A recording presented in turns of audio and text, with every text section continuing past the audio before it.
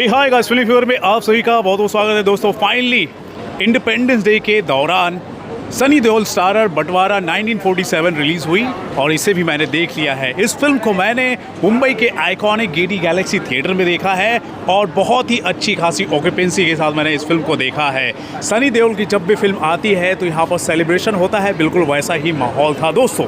जैसे कि टाइटल ही है बंटवारा 1947, उस ज़माने में दो देशों का पार्टीशन हो गया, तो उस दौरान मुसलमान जो है पाकिस्तान की तरफ, हिंदू जो है हिंदुस्तान की तरफ शिफ्ट हो रहे थे।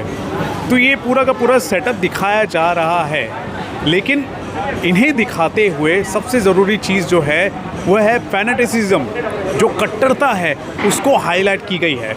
ये जो कट्टरता है कैसे धर्म के नाम पर, जो हमारा रिलीजियस जो फेथ होता है उसके नाम पर लकीरें खींची जाती है, और इस वजह से ना सिर्फ देश का बंटवारा होता है, ना सिर्फ ज़मीन का टुकड़ा बंटता है, बल्कि समाज बढ़ता है, दोस्ती बढ़ती है, प्यार बढ़ता है, परिवार तक बढ़ जाते हैं दोस्तों।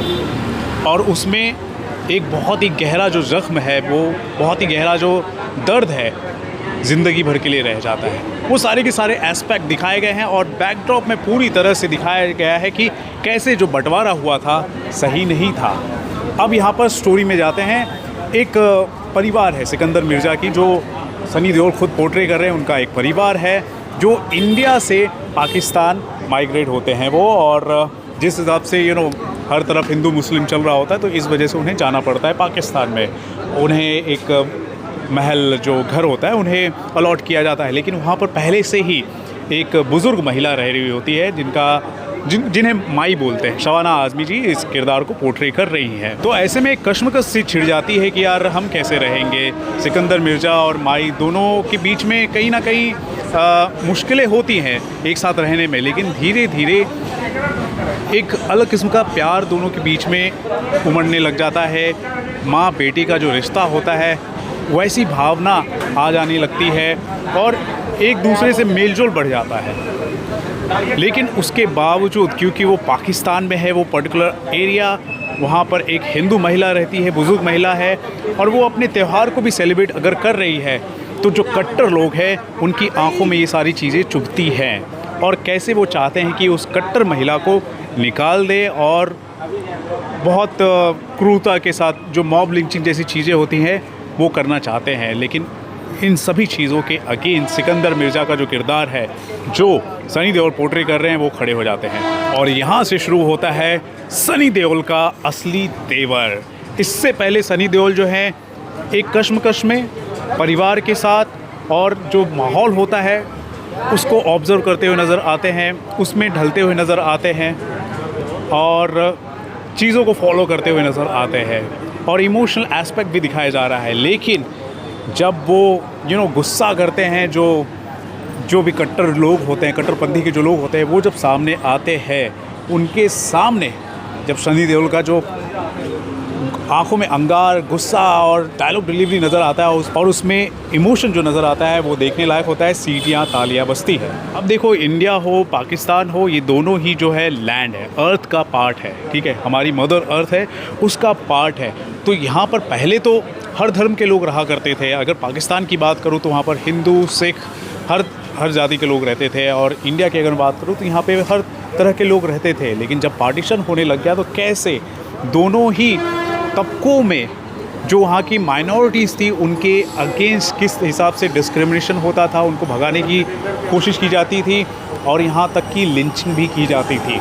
ये सारे के सारे एस्पेक्ट भी फिल्म के अंदर दिखाए गए हैं, जो काफ़ी दिल दहलाने वाली है। और सबसे बड़ी बात मुझे ये भी लगी, अच्छी बात ये लगी कि कोई वन साइडेड या फिर एक तरफा कोई कहानी को या कोई नैरेटिव को हमारे सामने दिखाने की कोशिश नहीं की जा रही है। ये सबसे बड़ी बात है, और बहुत ही बैलेंस वे में कहानी को दिखाया जा रहा है। हर समाज, हर वर्ग के लोग, हर जनरेशन के लोग इससे रिलेट करेंगे। आज की जो जेनजी जो क्राउड है, जो लगभग 60% जो आबादी है जेनजीज़ की है हमारे पूरे यूनिवर्स की, अगर बात करूँ तो इंडिया की अगर स्पेशली अगर बात करूँ तो उनको ज़्यादा पता नहीं है, या फिर जो 1947 के टाइम के जो वेटरन्स है, पार्टीशन जो वेटरन्स है, वो भी ज़्यादातर परिवारों में जीवित नहीं है। लेकिन हम जैसे मिलेनियल्स है या फिर जेन वाई है उनको पता है कि क्या सब कुछ हुआ था, ठीक है, लेकिन जेनजीज को पता नहीं है। वो सिनेमा में देखते हैं और सिनेमा में जब ये सारी चीज़ें जब दिखाई जाती हैं और उसके जो रिपरकशंस होते हैं जब सही तरीके से दिखाया जाता है ना, तो जनता को भी पता चलता है, आज की जनता को पता चलता है। और आज की जनता इस फिल्म को जब देखेगी तो बहुत ही ज़्यादा रूबरू होगी पार्टीशन के दर्द को। सबसे बड़ी बात यह है कि कोई धर्म नहीं होता, सबसे बड़ी बात ये होती है हमारी इंसानियत, जो एकजुटता होती है, जो हार्मनी होती है, वो ज़रूरी होता है। तभी एक देश बनता है, तभी एक दुनिया बनती है, पीसफुल सोसाइटी बनती है।